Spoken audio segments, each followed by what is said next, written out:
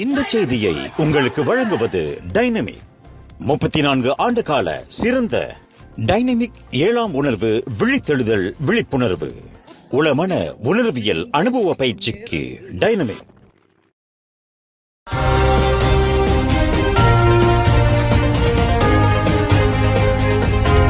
வணக்கம். திசைகளின் 5 மணி செய்திகள்.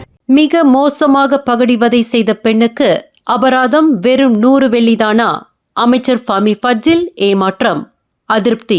இந்து உரிமை ஆர்வலரும் சமூக வலைதளத்தில் பிரபலமாக விளங்கியவருமான ராஜேஸ்வரி என்ற ஈஷா உயிரை மாய்த்து கொள்ளும் அளவிற்கு அவரை இணைய பகடிவதை செய்து அவமானத்தையும் மன உளைச்சலையும் ஏற்படுத்தியதாக நம்பப்படும் பெண் ஒருவருக்கு வெறும் 100 வெள்ளி மட்டுமே அபராதமாக விதிக்கப்பட்டது குறித்து தொடர்புத்துறை அமைச்சர் ஃபாமி ஃபட்சில் தனது ஏமாற்றத்தையும் அதிருப்தியையும் வெளிப்படுத்தியுள்ளார்.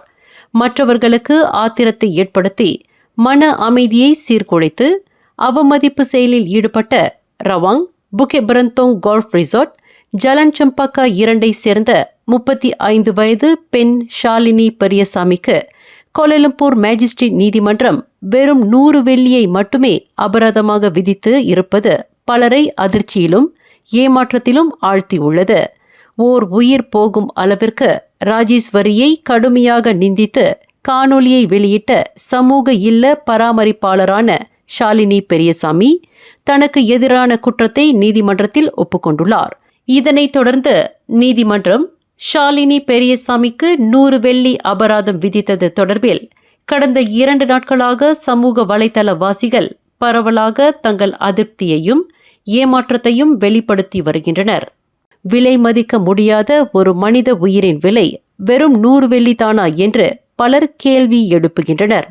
இது தொடர்பாக ஊடக அறிக்கைகளை மேற்கோள் காட்டி பேசிய அமைச்சர் ஃபாமி ஃபட்சில் சட்டத்துறை அலுவலகத்தினால் சேகரிக்கப்பட்ட ஆதாரங்களை அடிப்படையாக கொண்டு நீதிமன்றம் இந்த அபராத தொகையை விதித்து இருக்கலாம் என்று குறிப்பிட்டார்.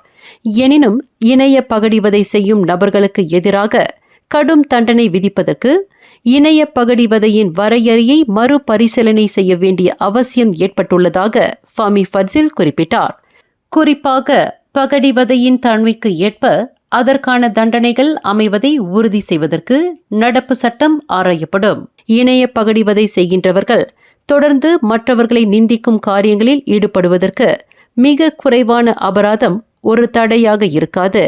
அதற்கு ஒரு முடிவு கட்ட நடப்பு சட்டம் குறித்து ஆராய வேண்டி உள்ளது என்று ஃபாமி ஃபட்சில் தெரிவித்தார். 13 ஆண்டுகளுக்கு முன்பு நண்பரின் 16 வயது மகளை அடித்து கழுத்து அறுத்து மிக கொடூரமாக கொன்ற குற்றத்திற்காக தூக்கு தண்டனை விதிக்கப்பட்ட முன்னாள் பாதுகாவல் அதிகாரி ஒருவர் இன்று தூக்கு தண்டனையிலிருந்து தப்பினார். டி கலைச்செல்வன் என்ற 59 வயதுடைய நபருக்கு விதிக்கப்பட்ட தூக்கு தண்டனைக்கு பதிலாக 40 ஆண்டு சிறை தண்டனை விதிப்பதாக கூட்டரசு நீதிமன்றம் தீர்ப்பு அளித்தது. இத்தண்டனை காலம் அவர் பிடிப்பட்ட நாளான 2011ஆம் ஆண்டு ஜூலை 3ஆம் தேதியிலிருந்து அமலுக்கு வருவதாக கூட்டரசு நீதிமன்றம் தீர்ப்பு அளித்தது. 3 அடங்கிய நீதிபதிகள் குழுவிற்கு தலைமையேற்ற நாட்டின் தலைமை நீதிபதி துன் தங்கு மைமுன் துவன்மட் கலைச்செல்வன் புரிந்த குற்றத்தை நிலைநிறுத்தினார். கலைச்செல்வன் கடந்த 2011ஆம் ஆண்டு ஜூன் 18ஆம் தேதி அதிகாலை 2:30 மணியளவில் ஜோஹர் பாரு அருகில் மாசாய் சுங்கை மாசாய் செம்பனை தோட்டத்தில் 16 வயது பெண் நூர் ரஹாயு கமருடின் என்பவரை சரமாரியாக தாக்கி கழுத்து அறுத்து கொன்று சடலத்தை எரியூட்டியதாக குற்றஞ்சாட்டப்பட்டு இருந்தார். கலைச்செல்வனுக்கு எதிரான குற்றம் நிரூபிக்கப்பட்டதைத் தொடர்ந்து கடந்த 2012ஆம் ஆண்டு டிசம்பர் மாதம் ஜோஹர் பாரு உயர் நீதிமன்றம் அவருக்கு தூக்கு தண்டனையை விதித்தது. அத்தண்டனையை அப்பீல் நீதிமன்றமும் கூட்டரசு நீதிமன்றமும் நிலைநிறுத்தியது.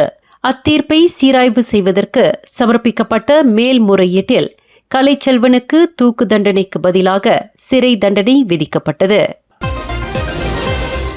ஒரு போலீஸ்காரரான தனது காதலனால் கொலை செய்யப்பட்டு இருக்கலாம் என்று நம்பப்படும் தஞ்சோங் மலிம் சுல்தான் இட்ரிஸ் கல்வியியல் பல்கலைக்கழகத்தின் முன்னாள் மாணவியான 25 வயது நூர் ஃபர்ஹானா கர்த்தினி அப்துல்லாவின் விவேக கைபேசி இன்று பிற்பகல் 12:21 மணியளவில் கண்டுபிடிக்கப்பட்டது.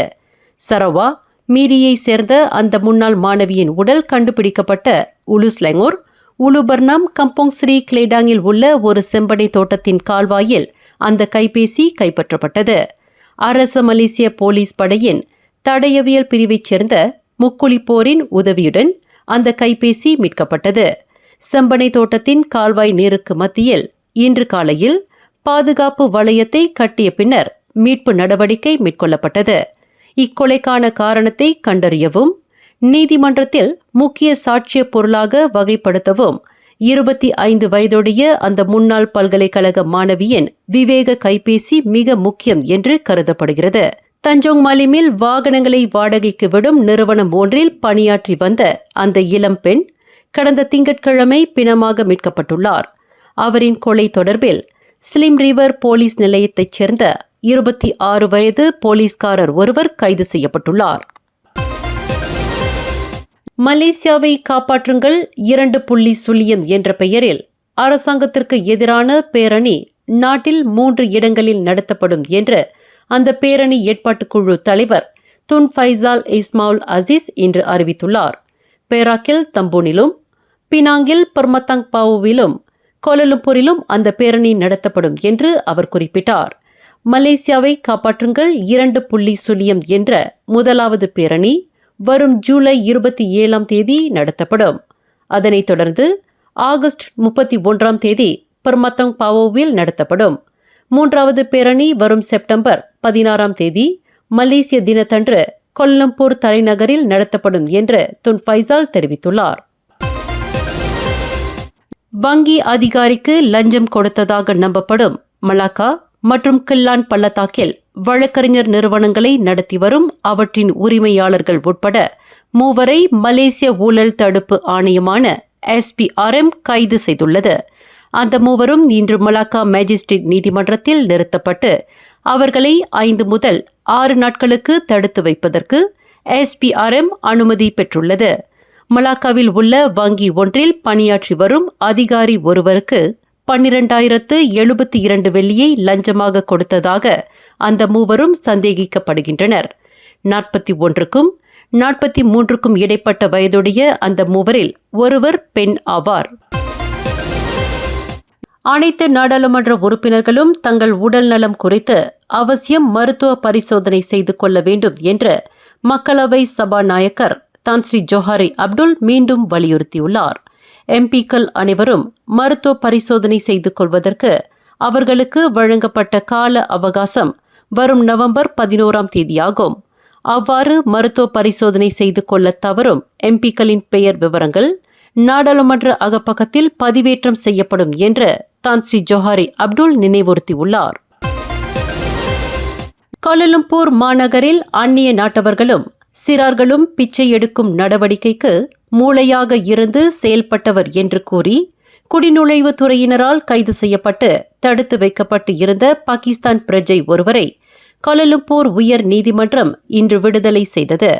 கடந்த ஜூன் 25ஆம் தேதியிலிருந்து 22 நாட்களுக்கு புக்கெட் ஜாலில் தடுப்பு முகாமில் தடுத்து வைக்கப்பட்டு இருந்த மாலிக் அபிட் ஹுசேன் என்ற அந்த பாகிஸ்தான் ஆடவர் தனக்கு எதிரான குற்றச்சாட்டை நீதிமன்றத்தில் முன்னிலைப்படுத்துவதற்கு ஹேபியஸ் கார்பஸ் எனும் ஆட்கொணர் மனுவை உயர் நீதிமன்றத்தில் தாக்கல் செய்திருந்தார். அந்த பாகிஸ்தான் பிரஜையின் மனுவை விசாரணை செய்த உயர் நீதிமன்ற நீதிபதி அஸ்ஹார் அப்துல் ஹமீட் அந்த நபர் தடுத்து வைக்கப்பட்டு இருந்தபோது வழக்கறிஞரை நியமித்துக் கொள்வதற்கு அவருக்கு வழங்கப்பட வேண்டிய உரிமை நிலைநாட்டப்படவில்லை என்று தனது தீர்ப்பில் தெரிவித்தார். இதன் மூலம் கூட்டரசு அரசியலமைப்பு சட்டம் 5வது விதியை குடிநுழைவுத்துறை மீறிவிட்டதாக அவர் குறிப்பிட்டார். மேலும் செய்திகளை தெரிந்து கொள்ள கீழே இருக்கும் பெல் பட்டனை அழுத்துங்கள். உங்கள் மகிழ்ச்சியை வெளிப்படுத்த லைக் மற்றும் ஷேர் செய்யுங்கள்.